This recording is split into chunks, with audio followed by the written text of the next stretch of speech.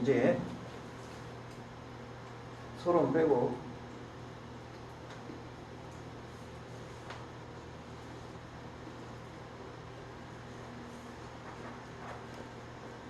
하나 둘 시작하겠습니다. 천천히 담담하게 진행을 하도록 하겠습니다.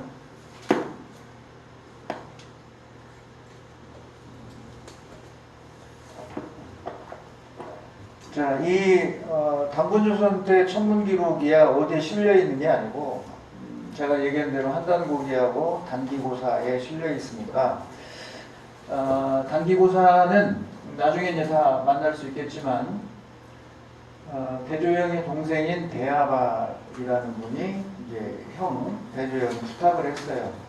우리가 고구려를 계승했는데 역사서가 없다. 전쟁통에 다 불태워져서. 그러니 우리 역사를 이어야겠다. 그러니 너가 우리의 이 단군 때부터 있는 역사를 좀 집필해달라라는 부탁을 받고 이제 하게 된 거예요. 이게 우리 손에 이게 남게 됐다고 하는 건 기적이죠.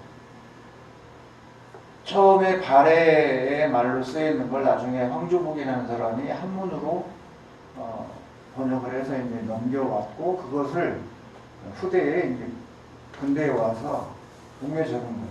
대한제국의 학부였던 이경직이라는 분이 서문을 붙이고 단재 신재호 선생이 또 거기다 추가로 서문을 또 붙여서 세상에 나오게 된 그런 책이라고 하는 걸 알 수 있고요.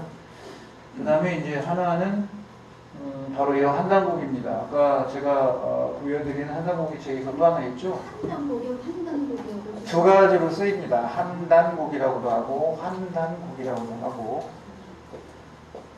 어떤 사람은 환단이라고 해야 된다라고 어떤 사람은 그냥 한단이라고 해야 된다 뭐 이렇게 얘기를 하는데 이 임승국이라는 분도 대단한 분이십니다.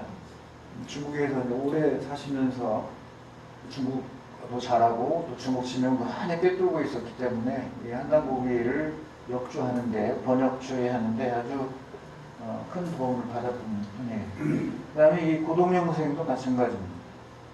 그래서 집에 이런 책 한 권은 우리가 꽂아놔야 돼요. 언제 보든지 간에. 이 한단고기는 저렇게 삼성기 전, 단군세기, 북부여기, 태백기자 크게 4개입니다. 4개인데 삼성기를 상하로 나누어서 5개로 보기도 하고요. 그래서 삼성기 상, 하, 단군세기, 북부여기, 태백일사 이렇게 5개 영역으로 나눠져 있었는데 각기 따로따로 있던 거를 1911년 계연수 선생이 이거를 합합니다. 합해서 한단곡이라고 표현을 한 거예요. 한단곡의 자체는 묶어진 이름이지 각자 개별 이름이 아니다. 개별 이름은 이제 삼성기, 그 다음에 단군세기, 북부여기, 태백일사 이렇게 이해를 하셔야 돼요. 그래서 삼성기는 신라의 승려 안함로라고 하는 분이 지어서 전해져 왔던 거고, 그 다음에 삼성기 하는 원중동이라는 분이 지어졌다고 지금 되어 있어요. 그렇게 해서 우리 이 삼성이라는 게 뭐예요? 지리산 청학동안 가면 뭐가 있어요? 삼천궁이라고 그러던가요? 그죠? 삼성궁이라고 그래요?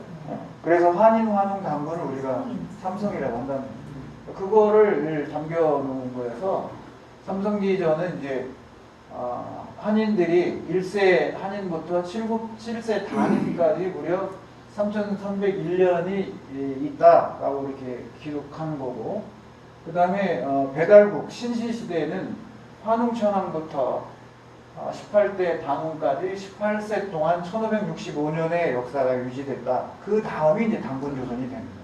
그거를 우리가 삼성기라고 하는 거고, 단군세기는 아까 제1세 단군 왕검부터 단군 왕검은 제사장이라고 하는 의미의 단군과 왕임검이라고 하는 왕검의 합성어예요. 그래서 제1세 단군 왕검이라는 거예요.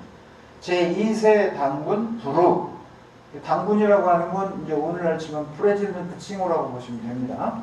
단군이라는 말이에요. 제사장의 의미도 있지만 오늘날로 치면 프레지던트라는 의미를 갖고 있는 거예요. 그래서 1세 단군이 왕검, 2세가 왕검의 큰아들인 부르, 3세가 가르, 4세가 오사구. 오사군가 아마 그러던데 예전에는 의였는데 지금은 다 까문까문해집니다. 그래서 이 여기에서는 47세 고열과 당군까지 2096년이라고 되어 있어요.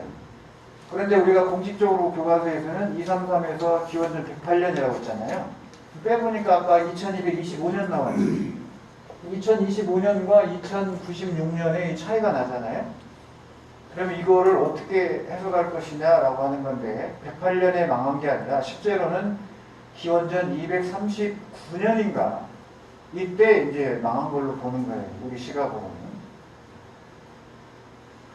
그 다음에 이제 북부여는 뭐냐면 단군조선이 망한 뒤에 바로 북부여로 이어간다는 거예요. 우리나라 이 역사에서는 북부여라는 말을 안 다루는데 그냥 부여로만 얘기하잖아요.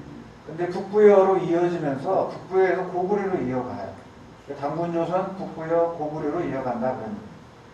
약간 우리나라 이 국사를 보는 거하고는 좀 다른 시각이라고 보시면 됩니다. 자, 그 다음에 이제 태백일사는 연산군과 중종 때의 학자였던 이맥이라는 분이 엮은 거예요. 이맥. 그러면 연산군 중종 때니까 조선 왕조의 초반부잖아요. 이 시기에 이제 이맥이라는 분이 당시에 그 책과 편찬된 관련된 일에 종사를 해요. 그러면서 이런 비서들 나라에서 막 수집해 가고 그랬거든요. 이런 비밀 비서들을 가지고 있으면 죽음에 처한다고 막 그랬거든요. 그것들을 다 몰수해요. 진시황이 분석행위를 했듯이 우리 조선왕조에서도 스스로 우리의 그런 고조선 미사나 이런 것들을 다 수거를 합니다. 개인이 소장하고 있는 것들. 안타까운 일이지만. 그래서 이맥이 이 태백일사를 여기에 보면 이제 뭐가 나오면 고구려국 본기, 대중국 본기 막 이런 게 나오는 거예요. 그래서 고구려국 본기에 보면 일본 열도에 우리나라가 중국을 세워서 지배했다고 하는 게 나오고 대중국 본기도 마찬가지. 대마도가 있나라고 하는 이런 주장들이 태백일사에 다 들어있습니다.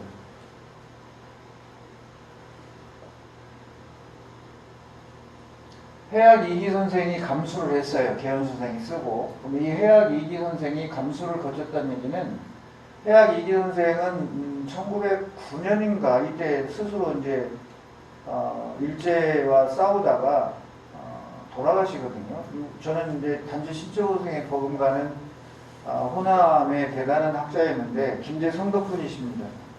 동학혁명이 일어났을 때 스스로 동학에 참여해서 전봉준 장군을 찾아가서 나도 참여하겠다고 했어요. 그런 성비가 없었거든요. 조선 후기의 성리학자들은 대부분 동학을 거부했기 때문에 해학 이기 선생은 아주 희귀한 경우예요. 근데 전하는 말은 이제 김계남 장군이 반대를 해서 못했다. 그렇게 해도 되돌아왔다 이렇게 얘기가 전해지는데 어쨌든 이 해학 이기 선생은 전주 완산 칠봉에 가면 이분의 비가 세워져 있습니다. 해학 이기 선생이. 그래서 이 해학 이기 선생이 이거를 가지고 있었어요. 이 해학 이기 선생이 가지고 있는 게 이제 전해진 거죠. 그리고 여기에 보면 우리가 잘 아는 내가 부지런히 옮겼다는 계연수 선생을 말하는 거고 1911년도에 그리고 홍범도와 오동진 두 벗이 돈을 냈다고 그랬잖아요. 출판 당시에 홍범도 장군과 오동진은 광복군 충영의 사령관 할 정도로 대단한 독립투사였어요. 그래서 이 두 분이 돈을 내고 펴내게 된 거예요. 그러니까 일제강점기에 들어와서 이런 책을 만들려고 한 이유는 뭐였겠어요? 나라를 되찾는 데 있어서 민족정신이 첫 번째다. 그러려면 우리의 역사를 제대로 알고 있어야 된다. 그러니까 우리의 광대했던 고대사라고 하는 것을 알아야 된다. 그래서 이 흩어져 있던 삼성기, 그 다음에 단군세기, 그리고 북부여기, 태백일사, 5권의 삼성기 상하까지 해서 5권의 책을 묶어서 독립운동한 퍼뜨리는 거죠. 그래서 이런 방대했던 우리의 역사를 가슴에 자긍심으로 심고 망한 나라를 되찾는데 정신적 뿌리로 삼고자 하는 거예요. 이때 나오는 책들이 많아요. 그래서 이 김규현 선생, 우리 김웅란 쌤이랑 최성애 선생님은 중국을 갔다 왔는데 발에 그 활용 갈 때 청포 언덕에서